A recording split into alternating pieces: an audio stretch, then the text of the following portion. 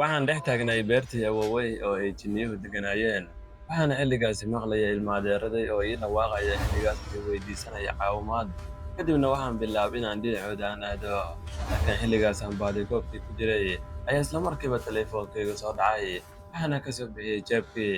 Xilligaasaan jeeb ka soo saaray, waxaan fiiriyey moobilkii, waxaan ogaaday dadkii soo wacaya inay xilligaas ahaayeen ilma-adeeraday.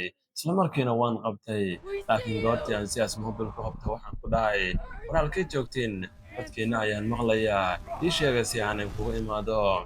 Kadibna xilligaas waxay igu jawaabeen, war maxaa kugu dhacay saaxiibow? Soo jeeda adiga, anigu weli gurigay maba ka soo teginba. Marka ha i dhihin waan soo baxay oo beertii ayaan gudaha u galay. War saaxiibow iska ilaali, beertaas ma ahan mid xaaladdeedu ay wacan tahay. Soo dhawaada saaxiibayaal, walaalkiina barqada maanta inay wada qisa aad u cabsi badan. Laba koobkaada shaaha soo qaada, daangadooda ha ka soo tegin, fadhiga soo fadhiiso. Haddaa intaa samaysana waa sharfan tahay, laagtay muuqaalkii subscribe-tana isugu dara. Aan haddana gudaha u galno qisadeena. Geesiga sheekadeenna ay ku dhacdo waxaa lagu magacaabaa Fahad. Da'diisana xilligaas waxay ahayd 18 jir. Fahad oo sheekada ka sheekeynaya waxa uu yidhi waxaan lahay nin adeerkaas oo lagu magacaabayo Nawaaf. Nawaafna waxa uu dhalay 2 wiil, kuwaasoo iyagana lagu kala magacaabayay Maxamed iyo weliba Maajid. Dhammaanteenna waxaan ka soo jeednaa ayuu dhahay deegaanka Alqaasimi. Fahad wuxuu sidaas oo kale sheegay inuu jiro nin awoowihiisa ah, Allah u naxariistay, laakiin odaygaasi waqti hore ayuu dhintay. Laakiin dhimashadiisa odaygaasi wuxuu ciddaan uga tegay beer, weliba beertaasi waxay ahayd beer aad u weyn.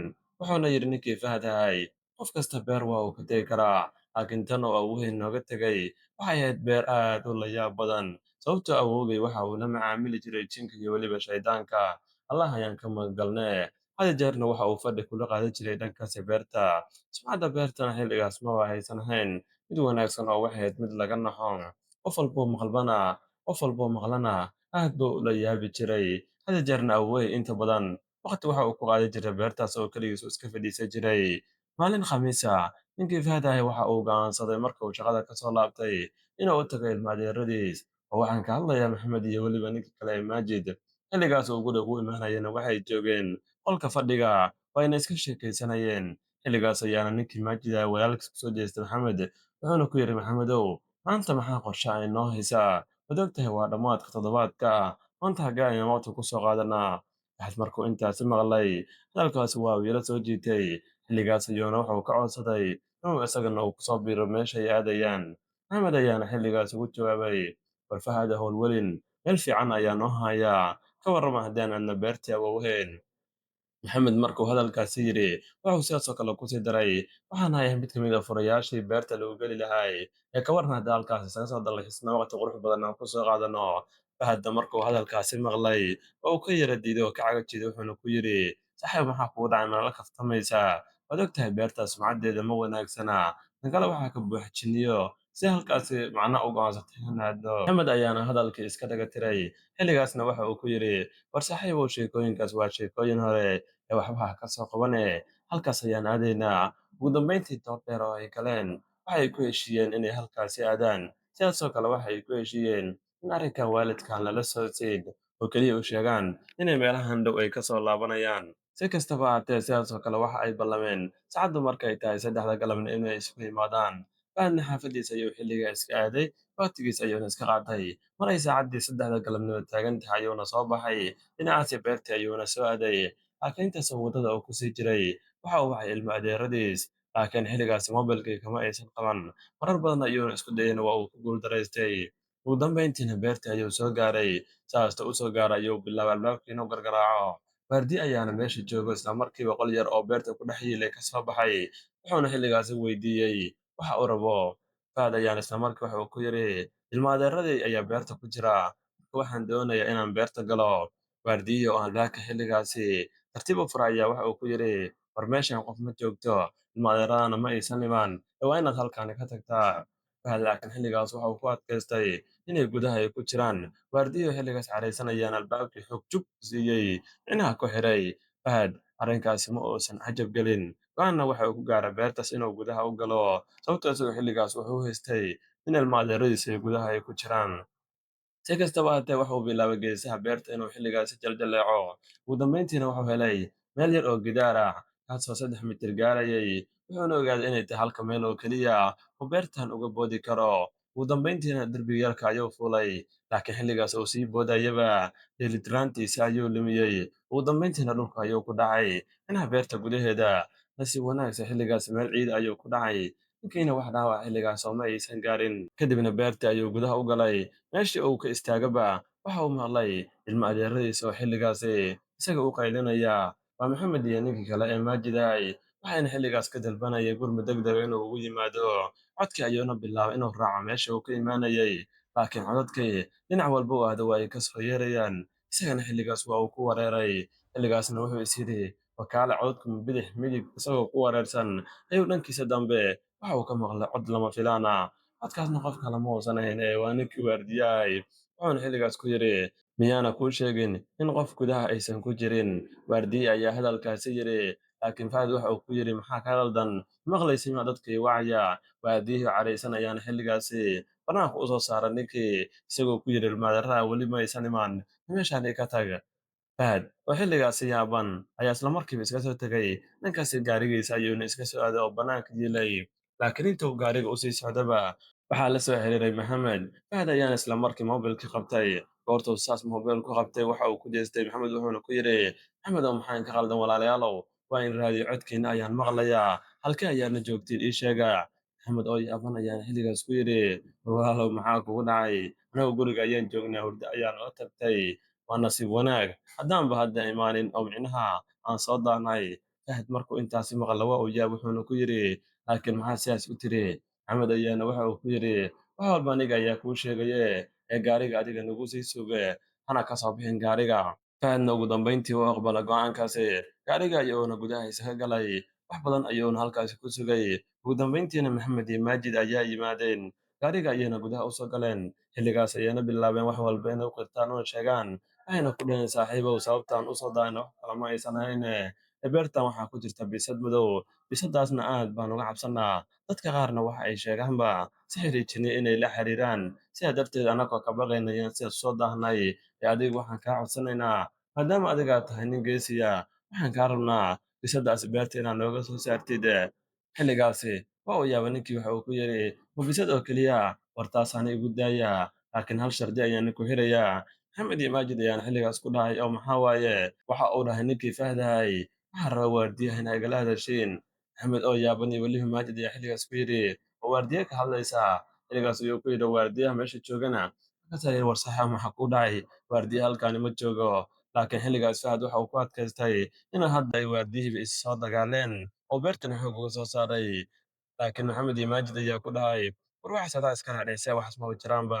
Fahad ayaana isla markiiba soo baxay dhinacaasii waardiyaha ayuuna soo aaday qolkiisa, laakiin goortuu albaabka sidaas u furaba wuxuu halkaasi ku arkay bisadii madoobeed. Markii hore waxa uu ka sugayay waardiyihii, laakiin bisad ayuu halkaas ku arkay.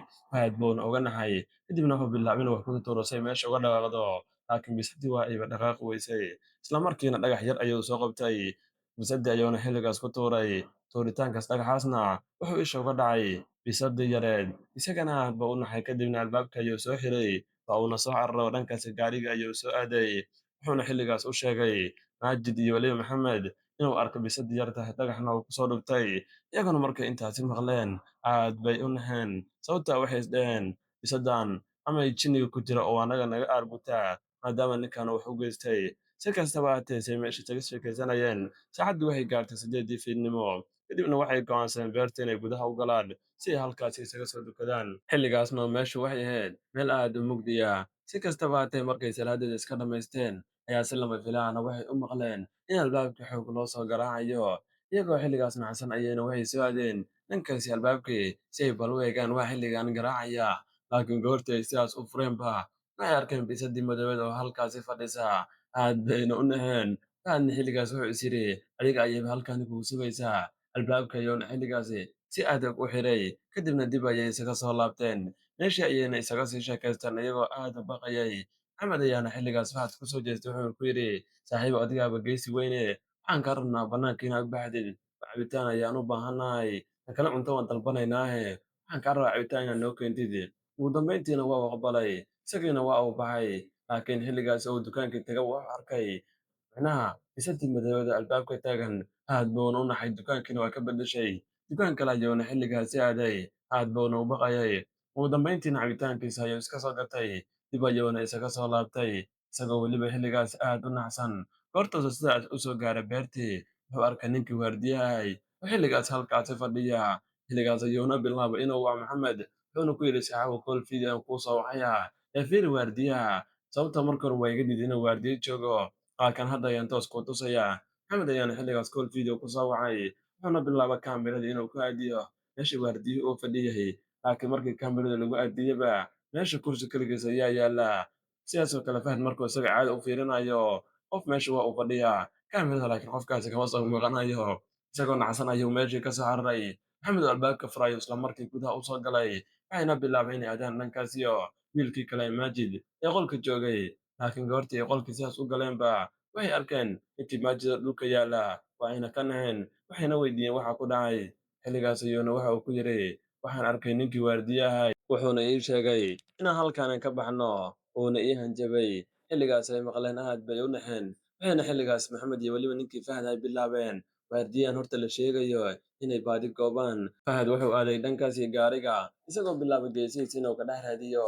Dhan kale ninkii Maxamed ahay wuxuu aaday qolalka kale ee beerta ku dhex yaalla inuu waardiye uu ka soo goobo, halka ninkii Maajid ahay isaga uu qolka waardiyaha ku haray. Xilligaasna aad buu u naxsanay, isagoo ka cabsanayay mar kale inuu dib ugu soo laabto.